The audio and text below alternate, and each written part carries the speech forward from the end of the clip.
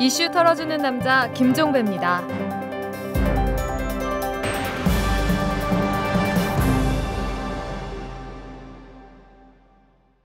여러분 안녕하십니까? 12월 24일 화요일에 보내드리는 이탈남입니다. 자, SNS 한 뉴스로 오늘도 문을 열도록 하겠습니다. 오마이뉴스의 박정호 기자 나오셨습니다. 어서 오십시오. 네, 안녕하세요. 네, 시작하죠. 네, 한국노총도 어제 노사정이 불참을 선언하고 오는 28일 민주노총의 총파업 집회에 합류하겠다고 밝히면서 노동계의 반발이 최고조에 달하고 있는데요. 많은 SNS 이용자들이 노동계의 투쟁을 응원하고 있습니다. 한 트위터 이용자는 잠자는 사자의 코털을 건드린 격입니다. 노동자가 멈추면 국가가 멈춘다는 것을 모르는 모양입니다. 라고 고집었고요.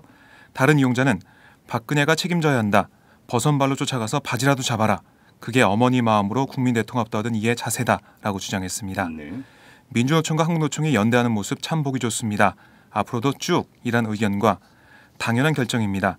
민노총을 무시하는 자들이 한노총인들 안중에 있겠어요? 라는 지적도 있었습니다. 알겠습니다. 자, 다음은요. 네, 박근혜 대통령이 어제 철도 노조의 파업에 대한 공권력의 투입 등 현안과 관련해 당장 어렵다는 이유로 원칙 없이 적당히 타협하고 넘어간다면 우리 경제 사회의 미래를 기약할 수 없을 것이라고 말했는데요. 이 소식을 접한 많은 SNS 이용자들이 적반하장이란 반응을 보였습니다. 한 트위터 이용자는 국가기관 대선 개입은 분명히 엄청난 불법인데 자신의 허물은 보지 못하고 늘 타인에게만 원칙을 강요한다고 비판했고요. 한 페이스북 이용자는 그래서 비타협적으로 싸울 거다. 불법 권력 집단과의 타협은 없다고 주장했습니다. 박근혜의 절대 원칙, 아빠 따라하기란 지적과 내가 정하면 원칙, 남이 하면 타협이란 의견도 있었습니다. 네, 자 마지막 소식은요. 네, 어제 하루 동안 SNS 공간에서는 민주노총 사무실에 강제 진입한 경찰이 커피 믹스를 체포했다. 꼬집는 의견이 많이 보였는데요. 22일 철도노조 지도부 체포에 실패한 의경 대원들이 민노총 건물 1층 현관 농성장에 있던 커피 믹스 2박스를 멋대로 가져가다가 시민에 의해 적발됐기 때문입니다.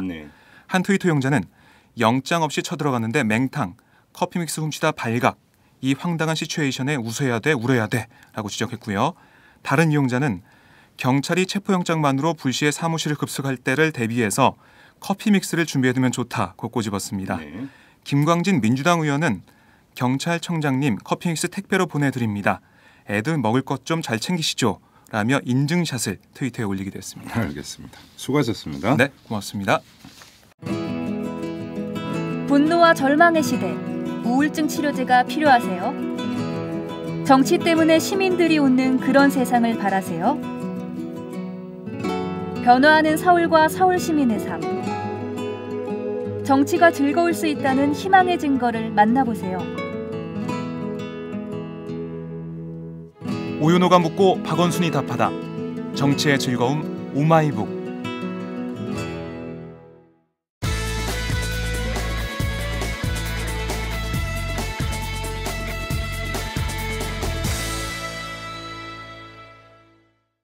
네, 철도 민영화 문제 말고 또 하나의 문제가 있습니다. 바로 의료 민영화인데요. 이 박근혜 정권이 제4차 이 투자 활성화 대책이라고 하는 걸 내놨는데 여기에 의료 민영화로 의심되는 내용들이 다수 포함이 되어 있고 그래서 의료계가 지금 상당히 강한 반발을 하고 있습니다. 자, 오늘은 이 문제를 짚어보도록 할 텐데요.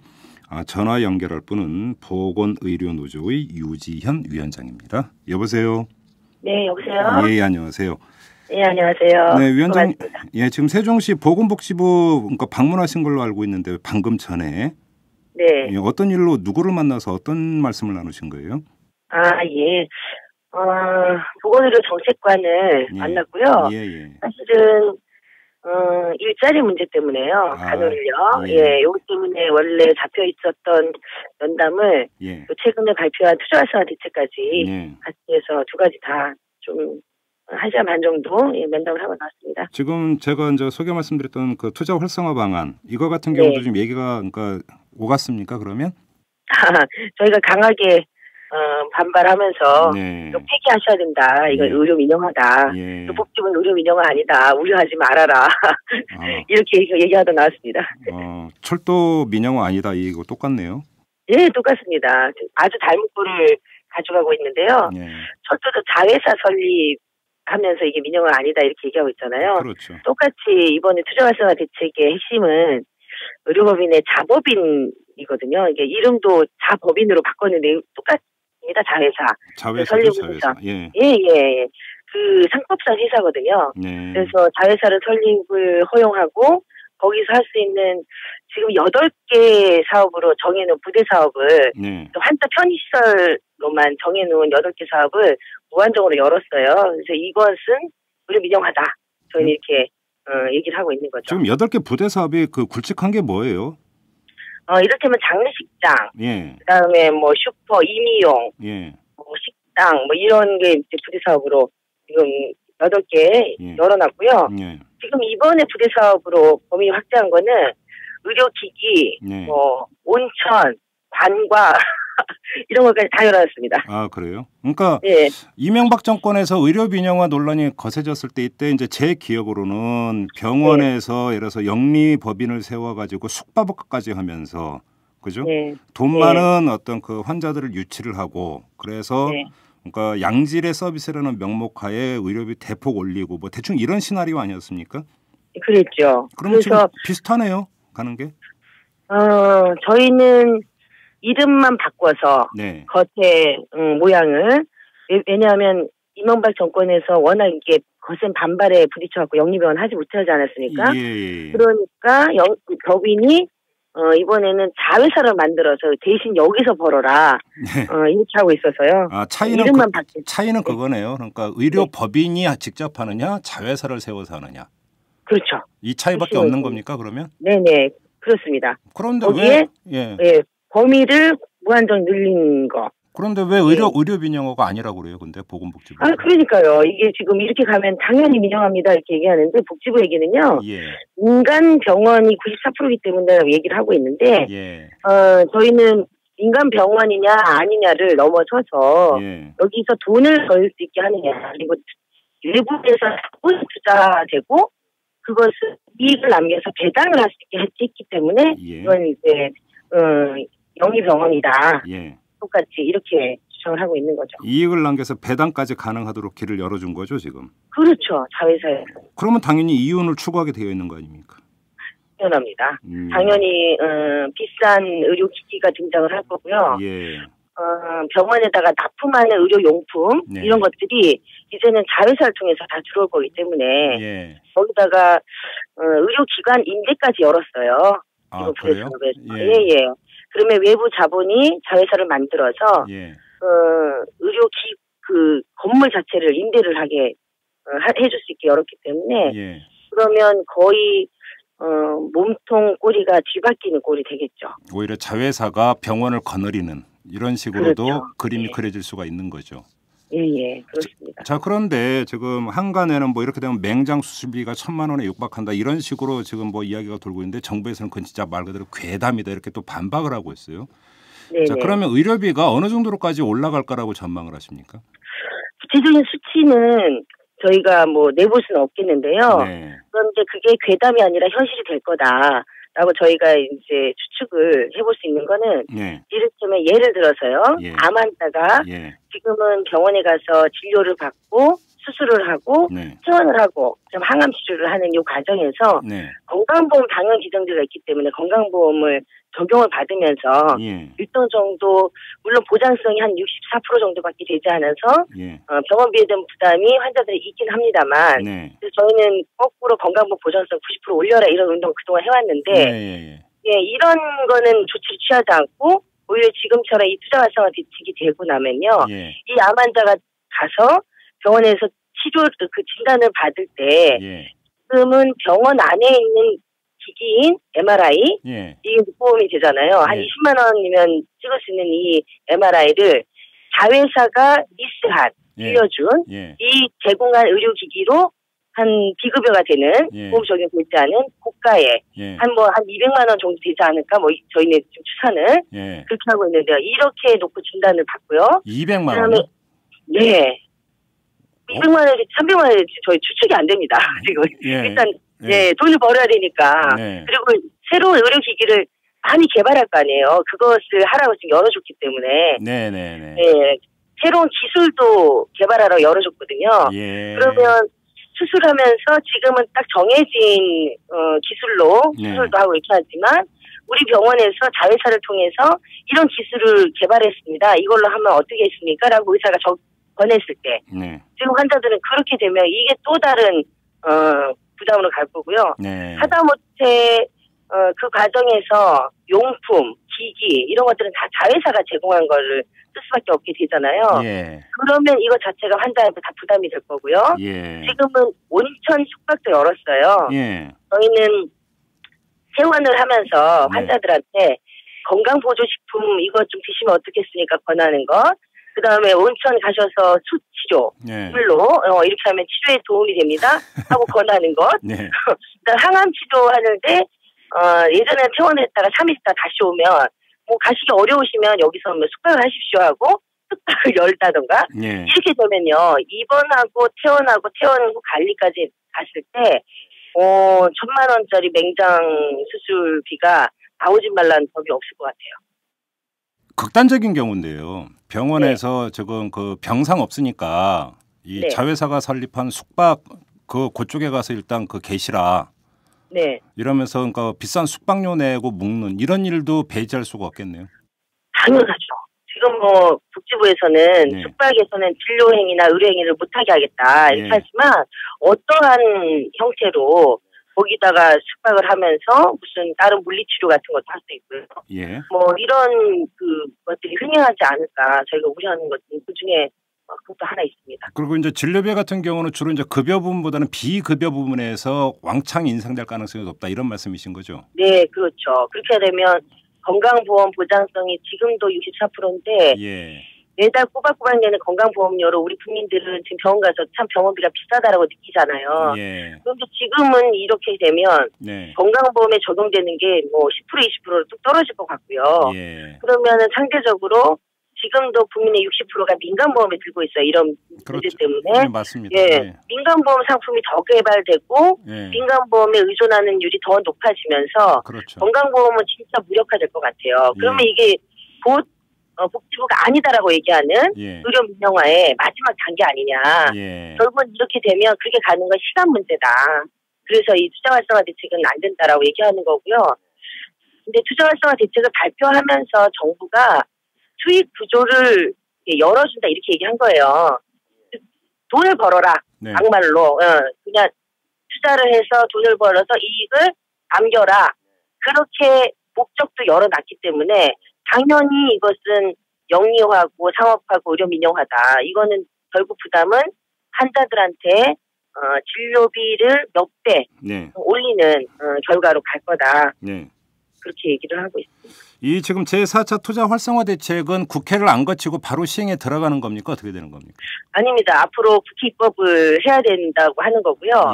내년 상반기 중에 국회 입법도 하고 그리고 국회에서 법을 통과시켜도 되지 않는 것들은 시행령이나 시행규칙으로 하겠다라고 계획서에 나와 있어요.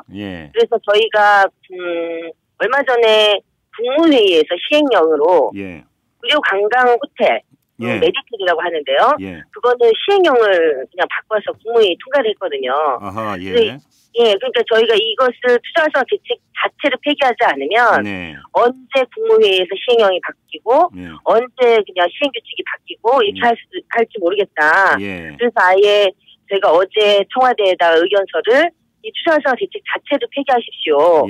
이렇게 냈고요. 이 중에는 꼭 법을 바꿔야 되는 것도 한두 개 있긴 합니다. 그러면 지금 예를 들어서 국회 입법 과정을 거치지 않고 시행령이나 시행 규칙만 손봐도 바로 그러니까 그 집행이 가능한 게 의료관광 호텔 여는 거 말고 또 어떤 게 있습니까? 의료관광 호텔이 이미 국무회의 통과해서 좀 열었고요. 부대사업 범위 확대하는 것은 그냥 시행 규칙으로도 되고요.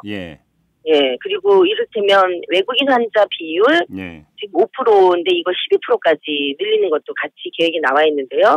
이런 것들은 시행 규칙만 바꿔도 다 되게 되어 있고요. 이번 여기에서 또 문제가 되고 있는 것 중에 하나가 법인 약국 문제인데요. 잠깐만요. 법인 약국 여쭤보기 전에 자 영리 자회사 설립은 입법 과정을 거쳐야 되는 거죠. 네, 그건 입법까지 거쳐야 됩니다. 근데 예를 들어서 만약에 이거 입법이 저지가 된다 하더라도 자회사 네네. 형태가 아니라 별도 법인으로 해놓는데 연기할 수도 있는 거 아닙니까? 얼마든지. 할 수 있죠. 충분합니다. 그렇죠. 예, 그렇죠. 우회로는 얼마든지 있는 거잖아요. 시행령에서 그걸 다 열어버리면. 예. 우회로가 있어서 저희는 이것 자체를 폐기하라고 얘기하는 겁니다. 그렇네요. 그러면 사실은 알짜배기는 그 입법 과정이 아니라 시행령과 시행규칙에 다 들어가 있다고 봐야 되는 거네요. 그러면 그렇게 볼 수도 있습니다. 그래요. 알겠습니다. 네. 그리고 지금 그 영리법인 약국 그 여쭙기 전에 의사협회 같은 경우는 원격 진료에 대해서 강하게 반발하던데 이건 보건의료노조에서는 어떻게 보고 계세요? 저희도 반대하고 있습니다. 왜요? 이미 2009년도에서도 한번 하려고 입법까지 되었다가 특히 내에서도 반대 무산됐던 안인데요. 그 당시에도 저희가 원격 의료에 대해서 반대를 했고요. 지금도 반대를 하고 있는데요. 이유는 원격 의료를 지금 시행하겠다고 하는 게 예를 들면 뭐 도서상관 그리고 거동이 불편한 이렇게 말씀하시는데 저희는 오히려 그렇게 할 바에 정부가 예산을 더 투입을 해서 거동이 불편하고 먼 뭐 도서상관 섬 이런 데다 공공병원을 지어라. 그리고 의사들을 차라리 파견을 하셔라. 그리고 전 국민 주치 제도를 하는 게 맞지. 그런 것들은 하지 않으면서 원격 의료를 하면서 오히려 병원을 줄이고 이것이 지금 동네 의원으로 한다고 제안을 하고 있지만 병원까지 확대되는 건 시간 문제다. 그러면 지금도 서울 중심에 빅4 중심에 이 쏠림 현상, 양극화 현상 이것이 더 심해질 거다. 저는 이렇게 보고 있고요. 그런데 환자 입장에서는 예를 들어서 그 병원에 오가는 시간이나 또 병원 가서 대기하는 시간이 긴 경우도 되게 많거든요. 뭐 이런 거 그러니까 그 거추장스럽고 시간을 많이 버리니까 원격 의료에서 그러니까 진단만 제대로 진료가 제대로 된다면 환자 입장에서는 환영할 수도 있다. 이런 좀 반론도 있단 말이죠. 이 점은 어떻게 보세요? 저희도 그 지점이 가장 걱정되는 지점인데요. 저는 환자들한테 이런 걸 여쭙고 싶어요. 사실은 병원에 와서 대면 진료가 지금 기본이잖아요.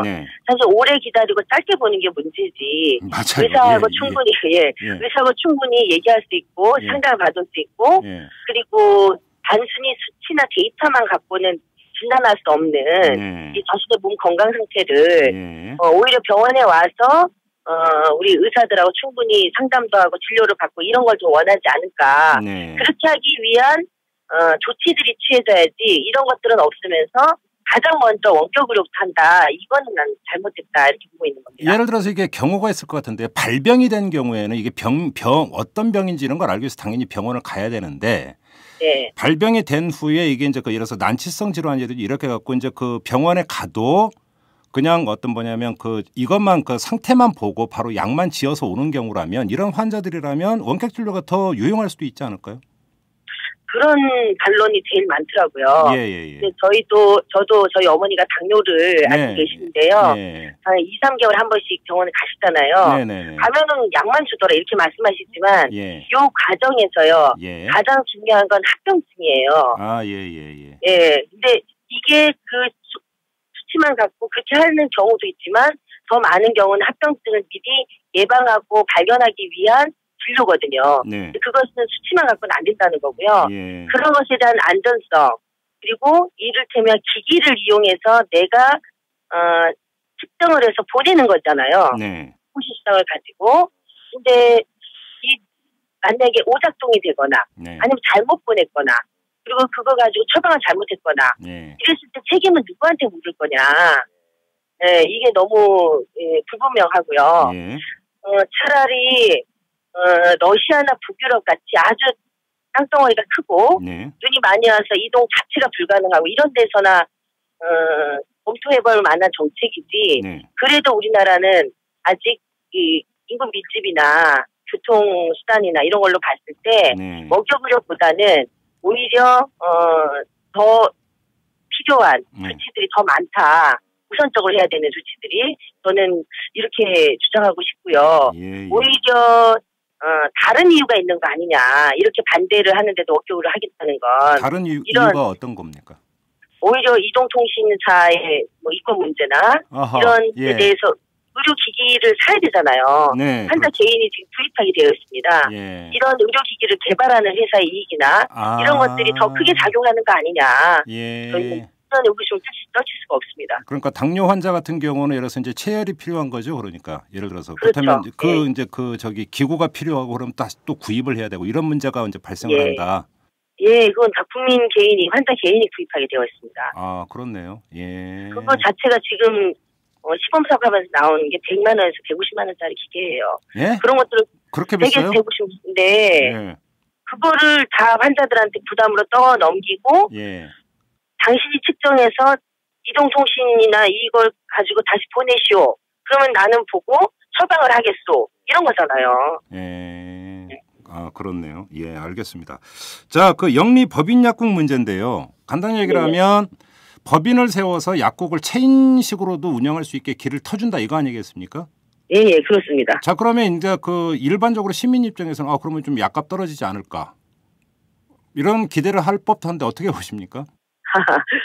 글쎄요. 그것보다는 오히려 예. 기업형 대형 약국이 등장할 가능성이 더 많은데요. 그렇겠죠. 사실은 1인 1약국 개설만 지금까지 허용을 해왔어요. 예. 예, 이 이유는 약국의 이 수입 자체가 한 80% 정도는 건강보험 재정에서 나오거든, 약값이. 예. 그렇기 때문에 그런 이 공공성이 있어서 한 사람이 한 약국만 열어라 이렇게 제안을 했던 건데요. 예. 이번에 이거를 푸는 거란 말이에요. 예. 법인 약국으로. 예. 그리고 투자자들이 투자를 할 수 있게 만들었잖아요. 그렇죠. 예, 예. 이럴 경우에 또 이익을 남기기 위해서 다른 비싼 약, 예. 그다음에 더 많은 신약 예. 이런 것들로 갈 가능성이 더 많고요. 예. 실제로 외국의 사례에서 보면은 예. 약값이 떨어지는 것보다 예. 오히려 노르웨이 같은 경우 2001년도에 법인 약국이 허용됐는데요. 예. 지금 세계 약국 체인이 전체 81%를 차지하고 있습니다. 그렇습니까? 예. 네, 예. 이런 사례로 봤을 때 예. 오히려 약값이 싸지는 것보다 독점형, 독과점 이런 가능성이 더 많고요. 네. 그리고 지방 중에서 예. 노르웨이 같은 경우도 430개 지방 중에 250개 지방에만 약국이 있어요. 이렇게 되니까 다 큰 약국으로, 기업형으로, 체인화로 이렇게 되니까요. 오히려 중소형 약국은 다 없어지게 됩니다. 자, 그럼 여기서 두 가지 질문 드립니다. 첫째, 이제 그 비싼 약을 오히려 조제할 수 있다 이렇게 이제 그 우려를 하셨는데, 네. 약 같은 경우는 보통 의사가 처방전을 써줄 때 지정을 하지 않습니까? 네네. 그러면 약국이 네. 그 의사가 지정해준 이 약을 그 처방하라가 아니라 그 똑같은 효능 효과니까 이 약을 쓰십시오라고 이제 환자한테 권유할 수 있다 이런 말씀이신가요? 처방전에 나온 약은 그냥 처방전대로 갈 거고요. 예. 거기다가 이 약을 좀 같이 드시면 훨씬 회복이 빠릅니다라고 권유하실 때. 그건 어떻게 될까? 예. 왜냐하면 자본이 투자가 됐기 때문에 이윤을 남겨두면 그런 방법을 쓸 수 있다는 거죠. 자, 그리고 또 한 가지는 아마 그 우리 방송 듣는 분 중에 그런 경험 갖고 계신 분이 많으실 텐데 병원에서 처방전을 받아서 약국을 갔더니 죄송한데 이 약은 저희 약국에 없습니다. 이런 경험과 한 번씩은 다 있거든요. 그래서 이제 발품하는 경우가 있는데 약국이 체인화되면은 뭐 그런 현상은 없어지지 않을까 또 이렇게 기대할 법한 측면도 있을 것 같은데 이 점은 어떻게 보세요? 오히려 큰 병원, 대형 약국이 되면 갖고 있는 약이 더 많아지고 이래서 그럴 가능성이 있겠다 이렇게 얘기를 하는데요. 저희는 그래서 약에 대해서는 이전에 의약분업을 찬성할 때 성분명, 성분으로 갖게 해줘라. 그 약에 그 제약회사의 그 약 이런 명이 아니라 성분이 같으면 먹을 수 있도록 하는 것들을 한번 추진해보자 이렇게 했는데 그게 거의 운동 차원에서 제기되다가 중단이 된 상태예요. 차라리 저는 지금의 현재 문제를 이런 법인 약국을 열고 대형하고 이런 게 아니라 차라리 그런 방식으로 어느 약국에 가서도 그 제약회사에 나온 그 상품이 아니라 의사들이 처방할 때 이런 성분의 약을 처방하고 그 성분의 약이 있으면 먹어도 되는 이런 식으로 바뀌어야 된다 생각해요. 그러면 지금처럼 그 약국 갔더니 이 약이 없더라 라는 게 오히려 없어지겠죠. 자, 그럼 아무튼 이 영리 법인 약국이 허용이 돼서 개설이 되면은 동네 약국은 다 망하는 겁니까? 그러지 않겠습니까? 거대 자본이 약국을 다 뭐 체인 약국으로 만들지 않을까 싶어요. 약국 득점이 되고 이를테면 동네 빵집, 동네 슈퍼 다 망가가는 거하고 똑같이 되지 않을까 이렇게 저는 보여지는데요. 네, 그렇습니다. 약사들이 아주 강력히 반발을 하고 있던데. 예. 이것도 지금 입법 과정이 필요한 거죠? 입법까지 필요합니다. 이것도요. 국회를 거쳐가야 되는 거고요. 네네. 아무래도 내년 상반기가 이 문제로 상당히 지금 국회의사 당이 시끄러울 것 같습니다. 보면은. 예. 그래서 아까 제가 말씀드렸던 게 이게 국회에서 법으로 약사법을 바꿔야지 되는 문제가 있는데요. 네. 지금은 약사들만 투자하게 한다고 투자활성 대책이 나온 거예요. 이건 약사법을 바뀌어야 되고요. 그런 다음에는 시행 규칙이나 법 통과 없이 외부 투자자, 약사가 아닌 다른 자본이 투자할 수 있는 거는 약사법 개정이 안 되고 그냥 열릴 수가 있어요. 그래서 지금 투자활성화 대책이 정확히 나온 거는 약사들이 법인 약국을 하게끔 만들어 놨거든요. 근데 사실은 근데 그게 큰 의미가 없는 거예요. 이른바 약사를 그냥 바지 사장으로 고용해도 되는 거잖아요. 그거는.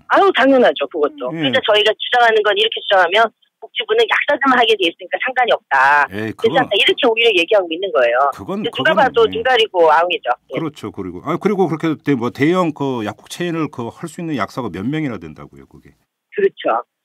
알겠습니다. 근데 지금 보건의료노조 같은 경우는 박근혜 정권을 향해서 연말까지 이 의료 민영화를 철회하라 이렇게 요구를 했습니다. 아니면 퇴진투쟁, 총파업도 불사한다고 선언을 했어요. 네. 맞습니까? 네, 맞습니다. 어제 청와대 앞에서 기자회견하고요. 정식으로 접수했습니다.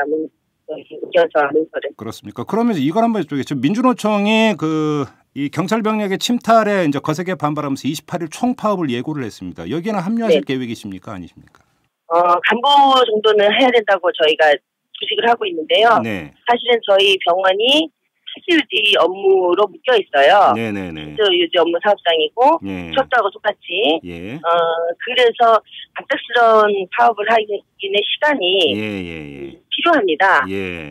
그러다 보니까 뭐 전체 조합원까지 같이 28일날 나오기는 어려울 것 같고요. 현재는. 그러나 지금 박근혜 정권이 하고 있는 이 민주노총의 탄압이나 이것은 저희가 온몸으로 같이 막아야 된다. 그리고 이것이 이후에 철도 민영화와 의료 민영화로 이어질 거기 때문에 같이 싸워야 된다는 의지를 가지고 원장하고 같이 얘기를 하고 있고요. 28일에는 적어도 뭐 대규모는 아니지만 적어도 어떤 방식으로든 파업에 함께 결합하려고 주식하고 있습니다. 근데 의료 민영화 문제 때문에 만약에 총파업을 불사를 한다고 한다면 지금 철도 노조의 경우를 놓고 보면 정부 정책을 반대하는 것은 파업 사유가 되지 않는다. 고로 불법이다. 정부 논리는 이런 거 아닙니까?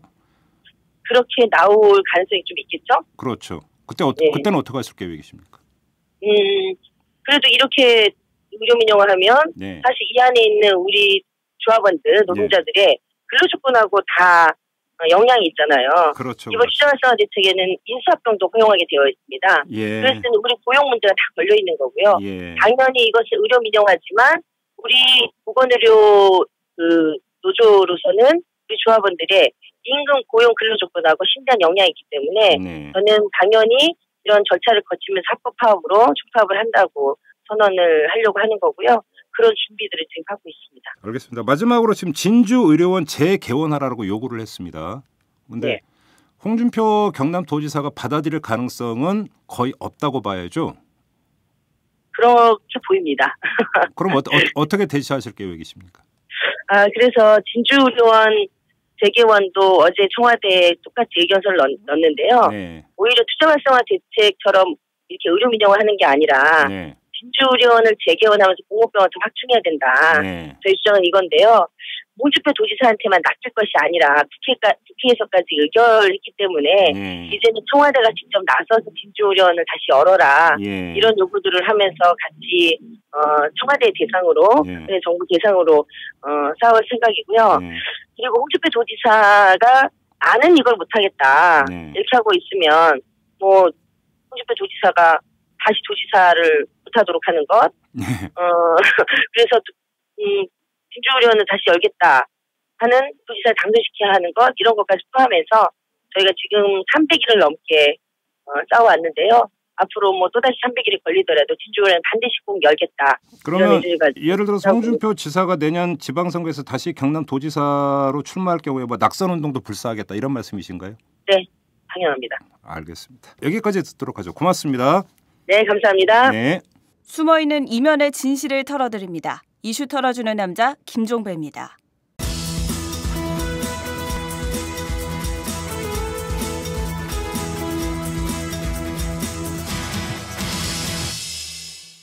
네, 장윤선의 정치 톡톡 시간입니다. 자, 장윤선 오마이뉴스 정치 전문 기자 모셨습니다. 어서 오십시오. 네, 안녕하세요. 네, 연말로 이제 치닫고 있는데 한 해가 마무리되고 있는데 정치권은 마무리될 기미를 별로 보이지는 않고 있죠.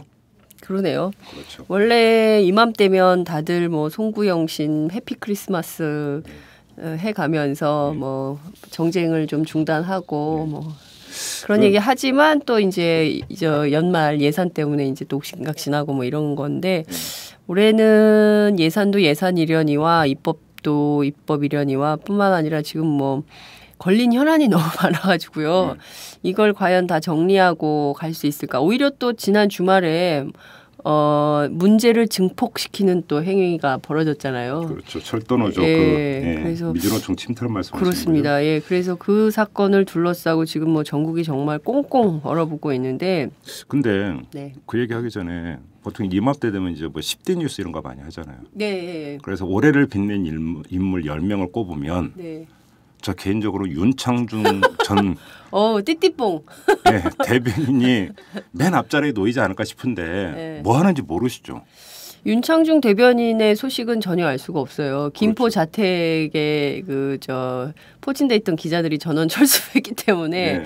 소식을 전혀 알 수는 없는데 근근히 뭐 여러 모임에 출몰한다는 소문은 있어요. 얼굴을 비친대요? 네, 그런 게 있고 그리고 또 그분도 칼럼니스트잖아요, 전직. 그러니까 이제 글쎄요, 제 생각에는 이 파문이 좀 줄어들고 나면 내년에는 글쎄 이게 지워질 수 있는 파문인지 박근혜 정부 내내 갈지 알 수 없으나 뭐 종편 등에서 또 다른 방법으로 활약하지 않겠어요? 누가 그러대요. 그러니까 올해의 그 코드가 뭐냐 그랬더니 뻔뻔 코드다.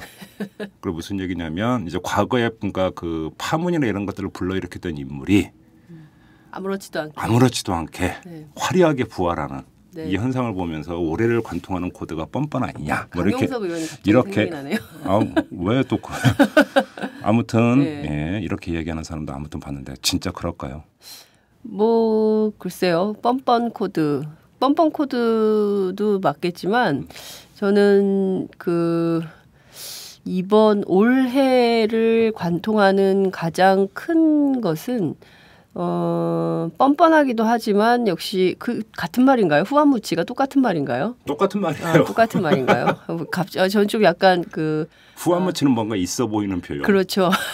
뻔뻔은 좀 싼 약간 저렴한, 약간 고급한. 네. 근데 왜냐하면 저는 박근혜 대통령이 어제 대통령이 주재하는 수석비서관 회의에서 하신 얘기 있잖아요. 그거를 대수비라고 부릅니까? 기자들은 그걸 줄여서 대수비. 네, 그렇게 불러요. 예. 요새 그래서 저는 가끔 기자들이 보고할 때 모르는 용어가 너무 많은 거예요. 이게 뭐니? 그럼 민주당을 줄여서 민당, 새누리당을 줄여서 새당. 뭐 등등이 아주 그냥 너무 줄임말이 너무 횡행하고 있어 진짜. 예. 왜냐하면요 너무 말은 빠르게 하고 또 다 받아 적어야 되는데 이게 타자 속도가 말의 속도를 따라갈 수 없으니까 자기만 아는 약자를 써서 이제 정리를 하는 것이죠. 근데 그 상태로 그대로 정보보고가 올라오니까 이게 무슨 소리지? 가끔 그럴 때가 있죠. 그렇죠. 그러잖아 오늘 지금 우리 장윤석의 정치 톡톡이 이제 다음 주 화요일 날 이탈남 마지막 방송의 마지막 코너를 장식하게 되어 있는데 이때 해야 되는 얘기를 지금 하고 있네. 그러니까 그렇죠? 여기서 끊죠. 네. 여기서 끊고 다음 주에 그걸 계속 하시죠. 자, 그렇죠. 2편은 그때 하도록 하고. 자, 아까 이제 철도노조 침탈에 대해서 이제 언급을 하신 것은 박근혜 대통령 어제 또 한 말씀 하셨어요. 네. 예, 그죠? 네. 박근혜 대통령이 워딩을 제가 지금 적어오질 않아서 구체적으로 전달은 못 해드리겠지만 아무튼 타협 없다라는 거잖아요. 그렇죠. 적당한 타협은 없다. 네, 그러니까 여기서 적당히 멈추면 미래로 가는 희망이 없다 이런 메시지를 하셨는데요. 저는 그 말을 박근혜 대통령이 역지사지해야 된다라는 생각이 좀 들었어요. 그러니까 무슨 얘기냐면 지금 이대로 계속 고하시면 그 같이 죽자는 것밖에 안 되지 않냐라는 얘기들이 막 나오기 시작하거든요. 네. 여기서는 뭔가 터닝 포인트가 필요한 지점인데 이거를 특별 사면이라든가 연초에 하는 기자회견이라든가 뭐 이런 걸로 지금의 민심을 달랠 수 있다라고 생각하는 것은 제가 보기에는 그건 조금 잘못된 판단이다라는 생각이 들어요. 왜냐하면 지금 박근혜 대통령 지지율이 갤럽이라는 회사는 굉장히 보수적인 회사지 않습니까? 그동안 뭐 여러 매체들에서 여러 그 조사 전문 기관에서 박근혜 대통령에 대한 지지율 조사를 꾸준히 했습니다만 그동안 계속 50% 최하 50%를 계속 유지했어요. 근데 아마도 집권 1년도 안 된 대통령의 지지율이 48%까지 추락했다는 것은 굉장히 그 심각한 시그널이거든요. 근데 거기다가 제가 얼마 전에 여론조사 전문가를 만나서 얘기를 들어보니까 보통 여론조사 응답률이 한 20% 안팎 이렇게 나오잖아요. 그렇죠. 15에서 20%죠. 근데 이제 그 응답을 하는 사람을 분석을 해봤대요. 그래서 이제 그 지난 대선 때 박근혜 대통령을 지지했던 사람과 문재인 후보를 지지했던 사람, 문재인 후보를 지지했던 사람의 응답률이 훨씬 떨어진대요. 그러니까 그 응답자만을 추려가지고 거기서 이제 그 여론조사 결과를 발표를 하는 거예요. 그러니까 거기에도 일정하게 그 표본이 그러니까 사실은 지난 대선에 그걸 기준으로 삼으면 표본이 한쪽으로 약간 쏠려 있다 이런 이야기가 되는 건데 거기서 지금 지난해 대선 때 득표율이 52%였는데 40%대로 떨어졌다. 이러면 박근혜 대통령을 그 찍었던 사람들도 지금 이탈을 하고 있다. 그것도 심각하게. 그렇죠. 좀 이렇게 봐야 되는 거죠. 특히 여성 지지층, 여성 지지율이 상당히 많이 이탈을 하고 있고, 50대 이상 여성 그 유권자, 여성 지지자들의 박근혜 지지 이탈률이 상당히 많이 늘어났다, 큰 폭으로 확산됐다. 이제 이런 조사 분석들이 나오고 있는데요. 문제는 그러니까 청와대에서는 그래요. 여론조사는 여론조사일 뿐 일희일비하지 않겠다. 라고 말은 해요. 그러면서 또 다 챙겨보죠. 그렇죠. 그러면서 다 챙겨보고 그리고 사실 지금 뭐 서둘러서 어제 뭐 특별 사면 형식으로 해서 민생 관련된 그 사범들에 대해서 하겠다. 사면 조치를 하겠다라고 하고 이제 그 내년 초에 신년 기자회견을 열어서 증문즉답을 통해서 국민들하고 실질적으로 소통하는 모습을 보여주면서 불통의 이미지를 개선하겠다 등등의 이제 그 제스처를 내놓고 있지만 사실 박근혜 대통령은 저는 기자회견 뻔하다고 생각해요. 아마도 짜여진 각본대로 할 것입니다. 보통 이제 청와대 대통령 기자회견 같은 경우는 즉석에서 말 그대로 기자가 손듣는다고 다 하는 것도 아니고 아니죠. 순서가 다 정해져 있고요. 미리 정해져 있죠. 질문도 정해져 있고 순서도 정해져 있고 질문도 정해져 있고 미리 다 가죠. 질문의 내용도. 근데 기자들은 그거에 대해서 좀 그 문제 제기나 해야 된다고 문제 의식은 생각해요. 없어요. 그건 당연히 해야 되는 거 아니에요? 아니 근데 순서는 좀 그럴 수가 있어요. 왜냐하면 정해진 시간 뭐 하루 종일 할 수는 없는 거니까 기자회견을 예컨대 뭐 한 2시간 정도 한다라고 하면 2시간 동안 이렇게 다 모든 거기 청와대 출입 기자들 국회 출입은 1,000명이 넘는데 청와대도 아마 한 그 정도까지는 아니더라도 한 500 이상은 될 텐데. 와, 국회 출입 기자가 1,000명이 넘어요. 1,000명이 넘어요. 그렇기 때문에 근데 이제 특히 종편이 생기면서 기자 수가 확 늘어났거든요. 그래서 이 기자들의 모든 질문을 다 받을 수는 없어요. 그렇기 때문에 이제 출입 기자들이 어찌됐든 그 논의를 통해서 협의를 해서 이번에 꼭 들어가야 할 질문 내용을 정하고 미리 회의를 통해서 그 질문들을 배정을 하고 뭐 이런 과정은 가끔 특히 이제 뭐 외교 사안 통일이나 외교 사안 같은 경우에는 그럴 때도 많아요. 왜냐하면 외신 기자들이 막 들어와서 질문하거나 그러니까 저는 거기까지는 이해를 할 수 있을 것 같은데 문제는 이제 그 질문을 하면 답변이 오는데 답변이 시원치 않고 초점이 어긋난 답변도 많잖아요. 그렇죠. 이럴 때 이제 다시 심화 질문에 들어가서 묻고 되묻고 해서 확실하게 그거에 대해서 한번 정리를 하고 넘어가는 이게 안 되잖아요. 그렇게 얘기하면은 뒷사람한테 뒤지게 욕먹죠. 자기 시간 뺏었다고. 그리고 또 방송 기자들은 이게 카메라에 또 마이크 들고 나가는 게 굉장히 중요해요. 그래서 신문 기자들이나 뭐 인터넷이나 뭐 통신사들은 좀 덜한데 방송 기자들은 목을 걸죠. 제가 이제 TV를 가끔 보다 보면 이제 그 그러니까 뭐 기자회견하거나 발표할 때 기자석을 잡잖아요. 카메라 앵글로. 근데 자기사 기자를 중심으로 잡더만. 다 그렇죠. YTN은 YTN, KBS는 KBS, MBC는 MBC 뭐 이렇게 다 각사 자기 기자들을 중심으로 잡아주죠. 아이고 뭐 그럴 수 있는데. 아무튼 근데 중요한 건 그게 아니라 제가 드리고 싶은 얘기는 왜 그 신년 기자회견에서 특별히 기대할 게 없다라고 생각을 하냐면 중요한 것은 박근혜 대통령의 인식의 변화가 보여야 되는데 그렇죠. 과연 지금부터 약 한 열흘 뭐 길게 잡아도 보름도 아직 안 남지 않았습니까? 보름이 뭐예요? 한 열흘 남짓 남은 건데 이 사이에 박근혜 대통령이 얼마나 큰 인식의 변화로 국정에 지금까지 왔던 이 그 민심의 그 물결을 타는 수준에서 얘기를 할까? 저는 좀 그거는 기대하기 어렵지 않나. 그러니까 특히 어제 나온 발언 같은 경우는 그 되게 동떨어진 얘기거든요. 그리고 사실 경찰에서는 뭐 아니라고 주장을 하고 또 정호원 국무총리 이하 뭐 여러 장관들이 나서서 그 경찰의 공권력 투입의 정당성을 설파하고 있긴 합니다만 그 형사소송법의 기본 절차도 어긴 그 수색이었어요. 영장도 없이 막 들어가지고 그리고 특히 그 건물은 경향신문이라는 언론사가 있는 건물이거든요. 그리고 경향신문 막 마감 중에 문이 잠겨가지고 기자들이 못 나오고 그거는 진짜 심각한 업무방해예요. 그리고 언론 침해 행위거든요. 근데 그 부분에 대해서 경찰이 이런 방구 사과가 없어요. 제가 너무 열받아가지고 어제 지나가다가 기자협회 간부한테 얘기했어요. 한국기자협회에서 성명 내라. 이 뭐냐 말이 되냐. 어떤 진짜 오후 몇 시, 5시 넘어서 나왔더라고요. 저 회원이에요. 그게 중요한 게 아니라 제가 드리고자 하는 말씀은 얘기는 그 박근혜 대통령의 인식 변화가 없는 가운데 이런 무자비한 일들에 대해서 기본적인 사과, 그랬다면 미안하다, 그랬다면 잘못했다, 경찰이 사과해라라든가 뭐 이런 내용이 전혀 없어요. 그런 가운데 딱 뭐 특별 사면 조치하겠다, 기자회견 하겠다.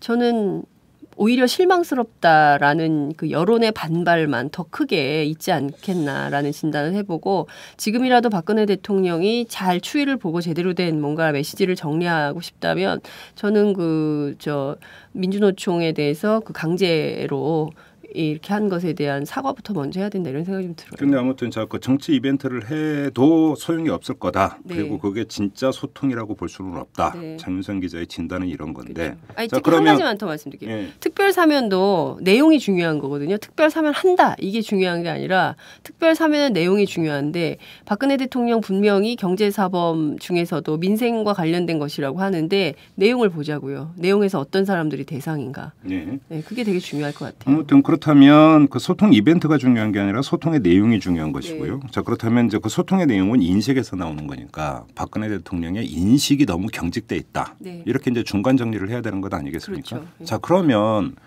지금 보도나 이런 거 보면 박근혜 대통령은 신문 기사도 꼼꼼히 챙겨 읽고 인터넷도 계속 들어가서 보고 이런다면서요.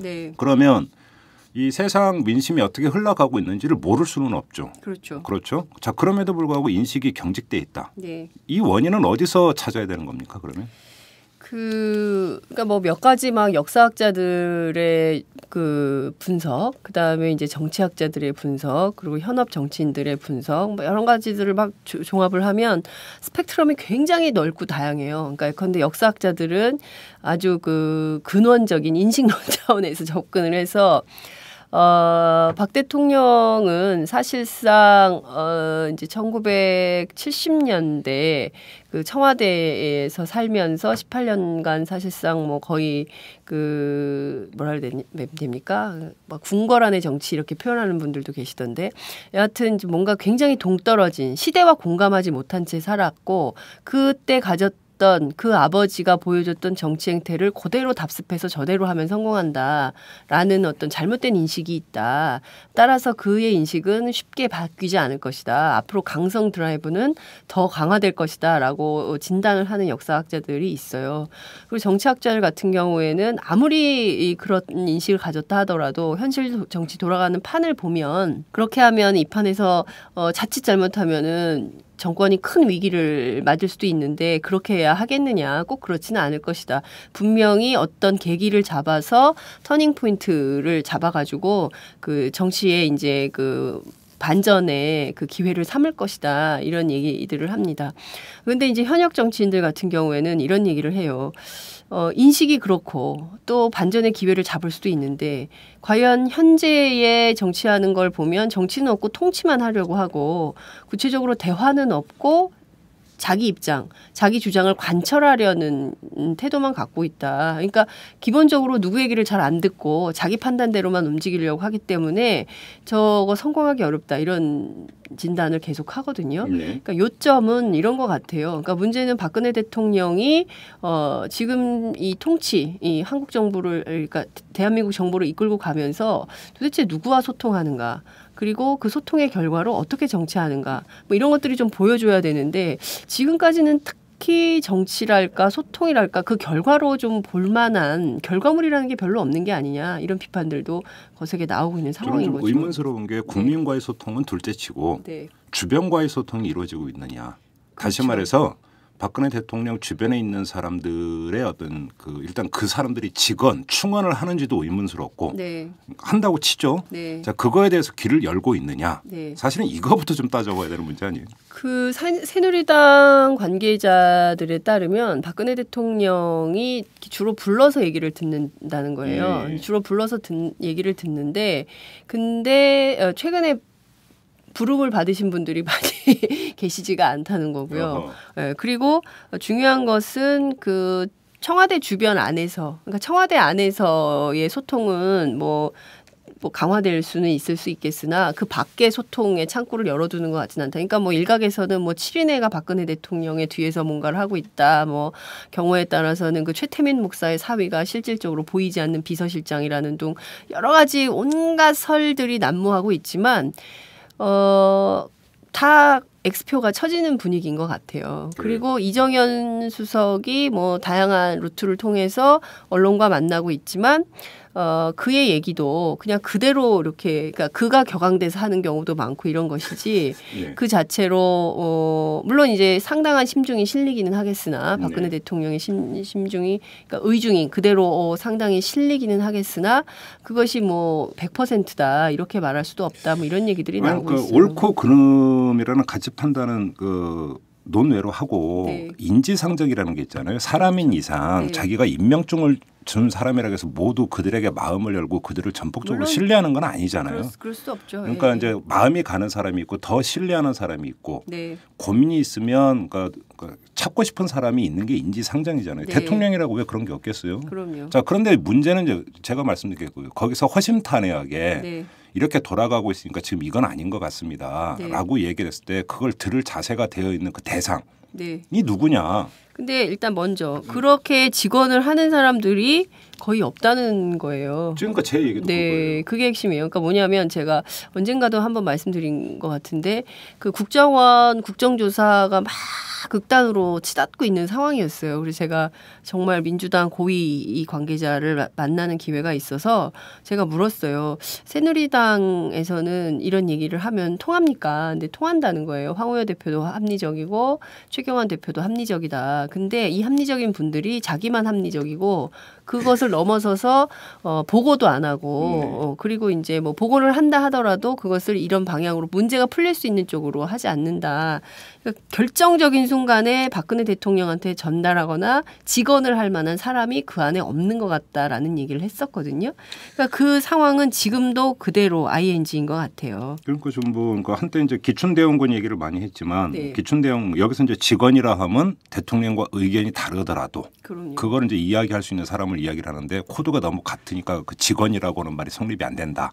뭐 이런 얘기도 있고. 아니 사실상 진영 장관이 직원을 한 셈이죠. 그렇죠. 그랬다가 어떻게 됐습니까? 여러분들이 보시는 대로죠. 또 한편에서는 또 기춘대원군의 어떤 그 영향이라고 하는 것들이 세간에 알려진 것만큼 또 크지도 않다. 뭐 네. 그런 얘기도 좀 들리는 것 같고. 그러니까 이제 김기춘 비서실장의 영향력이 상당히 크고 사실상 김기춘 비서실장이 삼촌뻘 되기 때문에 모든 현안에 대해서 김기춘 실장과 상의하고 결정을 할 것이다라는 얘기가 상당히 많이 돌았었어요. 그렇죠. 그래서 대원군이라고 이름을 그렇죠. 붙였고. 예. 그렇긴 한데 실질적으로 김기춘 비서실장도 사실은 억울함을 사석에서 많이 성토를 한다는 거예요. 그래요? 그러니까 무슨 얘기냐면 나는 그분을 모시고 일하는 비서실장이고 그분의 뜻을 전달하는 사람에 불과하다. 그런데 그런 나를 갖고 자꾸 내가 무슨 그분의 위에서 뭔가 하는 것처럼 왜 그렇게 하는지를 모르겠다라는 얘기를 뭐 새누리당 관계자들 만난 자리에서도 했고 또 언론 기자들 만난 자리에서도 이제 그런 얘기를 했다는 거예요. 근데 이제 제 생각에는 물론 그럼에도 불구하고 가장 근거리에 있기 때문에 모든 현안에 대해서 의견을 나누기는 할 거라고 보여집니다. 비서실장과 대통령이 만나서 현재 벌어지고 있는 이런 사안들에 대해서 의견을 안 나눈다는 건 말이 안 되겠죠. 상식적으로도 당연히 의견은 나눌 텐데 그러면 여기서 뭐 김기춘 비서실장이 아이 뭐 이렇게 상황이 벌어졌으면 이건 이렇게 처리하시는 게 맞겠습니다. 이렇게 하십시오라고 해서 박근혜 대통령이 네 그럼 그렇게 하시지요라고 할 사람은 아니라는 거예요. 그러니까 무슨 얘기냐면 아까 말씀하신 대로 박근혜 대통령이 여론 동향을 상당히 많이 살피고 있고 트위터도 적극적으로 하는 걸로 알고 있고 그러니까 쭉 보시는 거죠. 밤새. 그리고 또 기사도 꼼꼼히 챙겨보고 또 여론조사 동향도 잘 체크해야 한다는 거예요. 그러니까 등등의 여러 가지 종합적인 판단을 해서 자기 판단에 따라서 움직이는 게 굉장히 세다. 그러니까 청와대 출입 기자들의 얘기를 들어보면 사람들은 뭐 김기춘 비서실장이 강성이라서 이정현 수석이 강성이라서 뭐 누가 어떻다고 해서 막 이렇게 얘기를 하고 있지만 실질적으로 청와대 안에 가장 센 매판은 박근혜 대통령인 것 같다. 이런 얘기를 해요. 왜냐하면 자의적 판단에 따라서 결정하고 이렇게 하시라라고 지도나 이런 전달이나 방침이 내려오는 게 많기 때문에 그렇다는 거예요. 그렇죠. 그러니까 박근혜 대통령이 가장 믿는 사람은 자기 자신이다. 뭐 그럴 수 있겠죠. 이렇게 봐야 되는 거죠. 자 그렇다면 그렇다면 그런 인식의 그 원천이 어디에 있는 것이냐. 이거를 가지고 이제 여러 가지 분석이 나오는 것이고. 근데 이제 그러니까 아까 이제 역사계의 분석과 정치권의 분석이 이제 다르다고 말씀하셨는데. 그럼 뭐냐면 박근혜 대통령도 15년 넘게 정치를 했고 정치 생리를 누구보다 잘 알고. 그러니까 여기서 나갈 때와 물러설 때와 그러니까 세게 나갈 때와 유연하게 나갈 때 이 정치 감각이 있을 텐데 왜 저러느냐. 여기서부터 이제 문제의식이 시작이 되는 거잖아요. 그렇죠. 근데 이 문제는 여기서 우리가 이제 이 생각을 해볼 필요가 있을 것 같아요. 청와대에 들어가는 순간 정치적 감각이 어느 순간 실종되어 버리는. 왜 그러냐면 청와대의 그 주인이라고 하는 의식이 너무나 과도하게 지배를 하면서 그것이 어떤 정무적 감각이 아니라 이제 행정적 어떤 그 뭐라고 할까요? 책임감 좋게 표현해서 내지 어떤 그 업적주의 이런 것들에서 그렇죠. 그러니까 본인 스스로가 더 자기를 자꾸 경직된 걸로 몰아가는 이런 측면이 사실은 작동이 안 될 수가 없잖아요. 그렇죠. 그러니까 말씀하신 지적이 저는 정확한 것 같은데요. 사실 박근혜 대통령이 대선 때는 굉장히 마일드했어요. 그래서 굉장히 그러니까 소위 얘기하는 새누리당 안에 온건 합리 보수주의자들이라고 표현하면 정확한지 모르겠습니다만 여튼 그런 사람들의 얘기를 많이 들었어요. 그러니까 그런 쪽 학자들의 그러니까 이를테면은 그 보수지만 진보와 소통하면서 합리적 대안을 낼 수 있는 사람들이 새누리당 안에 아예 없는 것은 아니거든요. 그러니까 이분들하고 이제 소통을 하면서 상당히 정책도 경제민주화도 받았죠. 복지 정책도 상당히 많이 받았죠. 기초연금 같은 거 받기 어려운 건데 이렇게 받았다가 나중에 이렇게 변경시켜 버리긴 했습니다만 뭐 보육 공약 같은 경우도 굉장히 큰 거고 그리고 또 교육 공약도 뭐 사교육과 관련돼서 내놓은 공약도 이런 것들도 사실상 사회주의적 성격이 있는 공약들이거든요. 그러니까 이런 것들에 대해서 상당히 많이 받았어요. 근데 이제 이런 공약들을 받고 상당히 의논을 많이 해왔지만 그 인수위 시절부터 딱 금이 갔다라는 표현을 해요. 그러니까 무슨 얘기냐면 인수위 때부터 소통 라인이 끊겼다라는 얘기를 해요. 그리고 최근에 이제 이상일 대변인이라고 그 선거 때에 대변인 했던 분이 책을 냈는데 그거 꼼꼼히 지적을 많이 했어요. 근데 뭐 지적을 했지만 끝이죠. 뭐 그렇다고 해서 그 지적을 받아서 변화에 뭘 계기로 삼는다거나 이런 거는 없는 거죠. 말씀하신 대로 일단 박근혜 대통령은 청와대 주인이 되는 순간부터 마음이 급해지는 거예요. 그러니까 왜냐하면 자기가 내세웠던 업적들, 성과들 그리고 박근혜 대통령은 박근혜 대통령 자신의 업적도 자신의 성과도 중요하지만 플러스 알파 꼭 해야 되는 것들이 있어요. 아버지에 대한 명예회복이거든요. 아버지가 산업화 근대화를 이루어낸 1등 공신인데 그 아버지에 대해서 민주화 세력이 과도하게 비판하고 있고 과도하게 흠집을 내고 있으며 아버지 업적을 밑으로 끌어내리려고 한다. 이것에 대해서 더 이상은 참지 못하겠고 이것을 내 대 때 내가 대통령으로 하는 이 때에 아버지 업적을 제대로 재평가하겠다라는 생각이 굉장히 강하기 때문에 이걸 다 하려면 5년 동안 굉장히 마음이 급한 거예요. 그렇기 때문에 빨리빨리 뭔가를 진행을 해야 되는데 생각대로 스텝이 안 밟히고 국정원 변수가 생기고 그다음에 막 여러 가지 변수들이 생기니까 이런 것들 뭐야 거추장스러운 거죠. 그러니까 이런 것들 빨리빨리 해결할 수 있는 방법이 뭔지 생각해 보시라라고 했을 수 있고 그럼 빨리빨리 해결하는 방법 중에 가장 큰 것은 그냥 물리적으로 누르는 거 아닙니까? 그런 방법을 저는 채택하고 있고 그 방법을 채택함으로 인해서 계속적으로 물리적 충돌이 생기면서 100% 대한민국을 외쳤지만 결국에는 반쪽짜리도 못 되는 대한민국으로 계속 가고 있는 현실이다. 그렇게밖에 안 보이고 정말 제가 보기에는 어느 신문에서 썼던데 진보와 보수가 이렇게 이념 갈등을 한 게 그 한국 전쟁 전후를 둘러싼 이념 좌우 이념대립 이후에 이렇게 더 갈등이 증폭됐던 적이 있냐 뭐 이런 보도도 하고 그렇긴 합니다만 최근에 나타난 양상이 이념 대결인가요? 제가 볼 때는 이념 대결은 아닌 것 같고 뭐 하여튼 뭐 이제 그런 이제 비유를 쓰긴 하는데 그 뭐 이념 대결과 관계없이 진보 보수 이렇게 나눠가지고 계속 대립을 하고 있는 걸로 이제 그려지지 않습니까? 그러니까 그런 부분에 대한 비판이 있는 거죠. 그러니까 무슨 얘기냐면 반대를 용인하지 않고 반대파를 숙청하는 북한처럼 이렇게 하고 있는 것이 아니냐.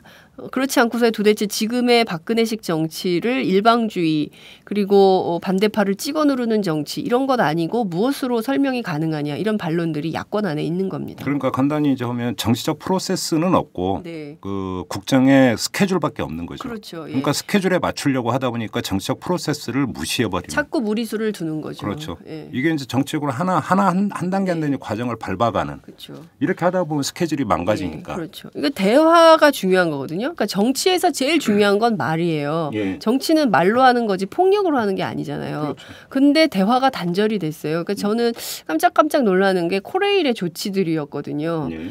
아니 파업에 참가했어? 그날 첫날 3천 몇백 명. 둘째 날 2천 몇백 둘째 날 해서 하여튼 6천 명이 넘었어요. 직위 해제를 하고.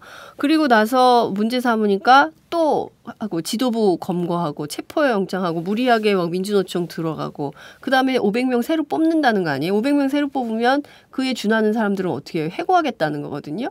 그러면 이게 코레일 사태가 벌어진 게 불과 한 2주밖에 안 돼요. 그러니까 2주 사이에 이렇게 막 속사포로 아무런 대화도 없이 도대체 민영화라는 게 뭐냐.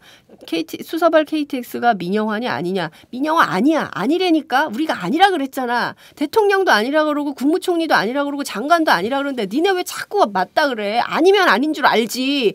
이런 거밖에 없거든요. 근데 아니면 왜 아닌지 설명을 해야 돼요. 국민들한테. 아니 근데 아닌 걸 왜 아닌지 설명하는 건 둘째치고 네. 아니라고 했으니까 믿어라고 하면 집권회에 줄줄이 파기한 그 대선 공약들은 그러니까요. 어떡하란 말이에요. 아니 믿게 해줬어야죠. 믿게. 그렇죠. 예. 그렇죠. 박근혜 대통령이 원칙과 신뢰의 정치인 아니었습니까? 네. 박근혜 대통령이 된 다음에 제일 먼저 어긴 게 원칙과 신뢰예요. 그리고 딱 하신 말씀 한마디예요. 죄송합니다. 예. 죄송하면 다예요. 사람 죽여놓고 미안하면 다야. 이렇게 되는 거죠. 한국 사람들의 정서상. 그러니까 참 이런 식으로 해놓고 이걸 정치라고 우긴다면 도대체 전 세계가 비웃을 조롱할 일인 거죠. 이래놓고 민주주의 한다, 이래놓고 정치한다. 이거는 말이 안 되는 거죠. 좀 이게 그러니까 철도노조 파업에 대한 박근혜 정권의 대응을 보면서 저는 계속 오버랩되는 게 김대중 정권 때 의약 분업을 둘러싸고 어마어마한 갈등이 있지 않았습니까? 예. 엄청나게 시간이 오래 걸렸고요. 자, 저러면서 김대중 정부가 정말 그러니까 해결 능력이 있는 거냐. 이런 욕도 무능하다 욕. 진짜 욕 바가지로 먹었죠. 그런데 끊임없이 대화했어요. 그러니까요. 오히려 근데 그것이 사실은 정치적 프로세스인 거죠. 그렇죠. 그래서 뒤탈이 없게 하고 말끔하게 정리를 하고 이렇게 가야 되는 거거든요. 그렇죠. 원래 민주주의는 소란스러운 거라고 누가 명언을 남겼지만 그렇게 가야 되는 건데 이게 뭐냐면 거기서 그게 된다는 것은 기브앤테이크가 그 과정에서 이루어진다라는 거죠. 기브앤테이크를 할 생각이 없는 거죠. 노사정 대화도 끊겼지 않습니까? 그렇죠. 네. 그리고 지금 제일 중요한 건 노동계를 이런 식으로 막 완전히 막 뭐라 그럽니까? 그 불순 세력. 아니 불순 세력이 아니라 막 불난 집처럼 막 들 쑤셔놓으면 벌집 쑤시듯이 막 쑤셔놓으면 이 노동계는 가만히 있질 않아요. 더 큰 한국노총 연대한다는 얘기 들으셨죠. 저는 이 파국을 도대체 박근혜 정부가 어떻게 막을 건가. 지금까지 대화도 하지 않고 문제에 대해서 뭐 소통의 단초도 열지 않았는데 또 계속 그렇게 잔말 말고 내 말 들어 이런 식으로 내가 맞으면 내가 이 길이 길이라고 하면 이 길이 맞는 거야 라는 식으로 어깃장을 놓으면 그걸 과연 우리 국민들이 네 이렇게 하고 받을까. 저는 민주정부 10년 동안 국민들이 스스로 체득한 민주주의 경험이 있기 때문에 이런 식으로 그 무작정 가로막는 식으로 하는 것은 끝내는 더 큰 저항을 국민적 저항을 불러올 수밖에 없는 거 아닌가 이런 생각이 좀 들어요. 새누리당에서는 메시지를 안 보는데요, 청와대에? 새누리당에는 메시지가 오기를 기다리죠. 그래요? 안타까운 현실인데요. 저는 정말 새누리당이 이게 참 정당으로서 자기 역할을 하고 있나 정말 점검을 해봐야 된다고 생각을 해요. 눈치를 너무 많이 보고요. 그 오로지 이 사람들의 생각은 우리의 소원은 그 박근혜 정부의 성공이야. 박근혜 정부가 성공해야 다음에 정권 재창출이 가능해라고 주장을 합니다. 그런데 박근혜 정부가 어떻게 해야 성공할 수 있는 것인가에 대한 생각은 없는 것처럼 보여요. 예컨대 박근혜 정부가 제대로 성공하려면 지금은 쓴소리를 해야 되거든요. 그리고 직언을 해야 되거든요. 당에서 주장이 나와야 돼요. 청와대가 이렇게 하면 안 된다. 박근혜 대통령 무리수 그만둬라. 그리고 정당 정치가 활성화될 수 있도록 간섭하지 마라. 이런 얘기가 나와줘야 되는데 아무도 그런 얘기를 하지 않고 뭐 황우여 대표가 어제 느닷없이 민영화는 하지 않겠다는 그 무슨 결의문을 채택하자라고 하는데 심상정 의원이 바로 얘기하잖아요. 아니 민영화 금지법 하면 될 걸 뭘 결의안을 왜 만들어요. 뭐 이렇게 되는 거예요. 그러니까 금방 들통날 뻔한 얘기들을 계속 그런 정치적 술수를 함으로써 오히려 국민들을 피곤하게 정치적 피로감만 갖게 하는 측면이 있다. 안타깝죠. 그게 과거 정권을 보면은 이제 대통령하고 집권 여당의 대표가 수시로 만났잖아요. 과거에는 이제 아예 주례 회동을 한 적도 있었고. 그럼요. 그렇죠? 자주 만나야죠. 그렇죠. 자주 만나야죠. 그래서 어차피 이제 그 집권 여당의 대표 입장에서는 대통령도 중요하지만 당도 중요하기 때문에 정부적 감각을 안 가질래야 안 가질 수가 없죠. 네. 거기서 이제 말 그대로 정책 프로세스를 우선시하면서 이제 보게 될 테니까 거기서 이제 말이 섞이면서 일정하게 어떤 다시 균형점을 찾아가는 이게 중요한 통로인 것 같은데. 박근혜 대통령 취임 후에 새누리당 대표 한 번 만났나요? 두 번 만났나요? 몇 번 만나죠? 단독으로 만난 것. 단독으로 만난 거는 두 번인가 되는 것 같은데요. 단독도 단독이 아니죠. 왜냐하면 김한길 대표와 같이 만났으니까. 3자 회담. 그거 빼고는 제 기억에 거의 없는 것 같은데요. 단독으로. 한 번인가 있지 않나요? 아무튼 그런데 이게 지금 그렇게 본다면 그 집권 여당이 말 그대로 국정을 뭔가 펴 들어가는 데서 이제 기반이 되는 거고 또 어떤 그 민심을 그 전달해 들어가는 주된 통로도 사실은 집권 여당이 되어야 되는 건데 이게 막혀버린 거잖아요 지금. 그렇죠. 박근혜 대통령 만나서 잘합니다. 잘하십니다. 그 방향으로 가시면 됩니다.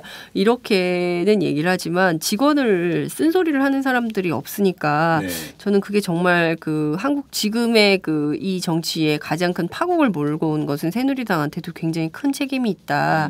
왜 다들 그냥 침묵이 다는 아니잖아요. 침묵만큼 큰 죄가 어디 있습니까?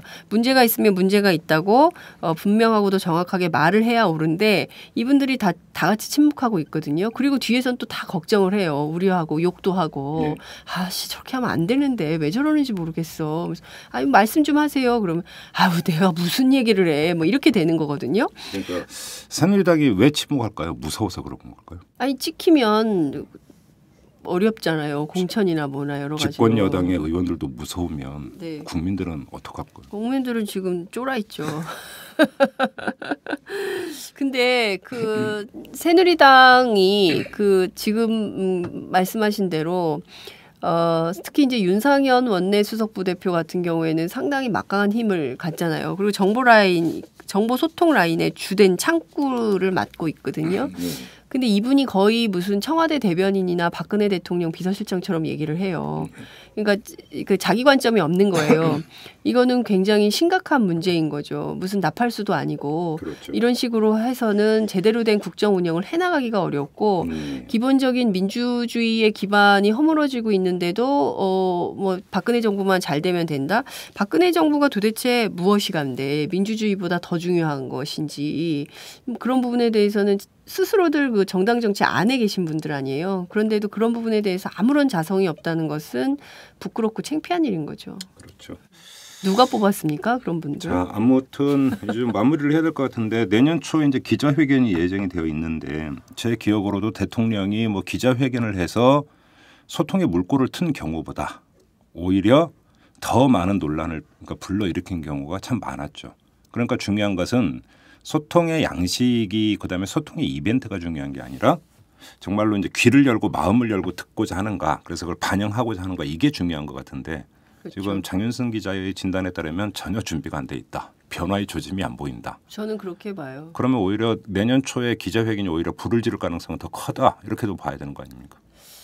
내년 기자회견이 딱히 뭐 저 도화선이 될 거다 이렇게 보진 않아요. 왜냐하면 이미 사람들이 그 촉발이 됐다고 생각하고요. 예. 저는 그 민주노총 압수수색 과정에서 만약에라도 너무나 다행인데 만약에라도 그 안에서 사고가 났다면 저는 지금 뭐 어마어마한 일이 벌어졌을 거라고 생각을 하거든요. 천만다행이죠. 천만다행인 거죠. 그러니까 용산 참사 그 좁은 길에 막 유리문을 깨고 들어가서 사람이 다칠 수도 있는데 그 가운데서 또 국회의원들은 또 골라내고 펩사이신 체류화액을 막 뿌렸잖아요. 조합원들 얼굴에 대고. 막 이런 일이 아무렇지도 않게 벌어진다. 그러면서도 우리는 인권 국가라고 얘기할 수 있는 것인지 민주주의 국가라고 얘기할 수 있는 것인지 의문이고 시민들이 그 점에 대해서 굉장히 심각한 그 위기의식과 문제의식을 느끼고 있는데 박근혜 대통령이 이것을 그냥 그동안은 사실 여론 지지율이 50%를 계속 넘고 박근혜 대통령이 그 어떤 국정원 국가정보원에 의한 그 대선 개입 의혹이 계속 발발되고 뭐 컨틴전시 플랜이라는 것들이 계속 문제 제기가 나와도 지지율의 변동이 없었기 때문에 박근혜 대통령 그동안 눈 하나 깜짝하지 않았어요. 그런데 이제 그 지지율이 48%대로 떨어지고 이 지지율이 더 떨어질 가능성이 있다라는 전망이 나오니까 막 그 허겁지겁 뭐 특사도 발표하고 뭐 기자회견도 하겠다고 하고 뭐 이런 등등의 이제 이벤트를 잡는 겁니다. 말씀하신 대로 그 이벤트가 중요한 게 아니에요. 컨텐츠가 제일 중요한데 그 컨텐츠를 어떤 컨텐츠를 갖고 나올지 저는 정말 그게 궁금합니다. 지켜보죠. 네. 조만간 뚜껑 열리니까요. 네. 어떤 내용이 있는지는 그걸 보면 되겠죠. 자, 여기서 마무리하죠. 수고하셨습니다. 네, 감사합니다. 여러분은 지금 10만인 클럽 회원 김별, 강정희가 후원하는 김종배의 이슈 털어주는 남자를 듣고 계십니다. 네, 내일이 성탄절이네요. 저희 이탈남은 내일 하루 쉬도록 하겠습니다. 자, 우리 애청자 여러분 내일 성탄절 맞아서 뜻깊고 보람찬 하루 보내시기를 바라고요. 저희는 모레 다시 찾아뵙도록 하겠습니다. 여러분 고맙습니다.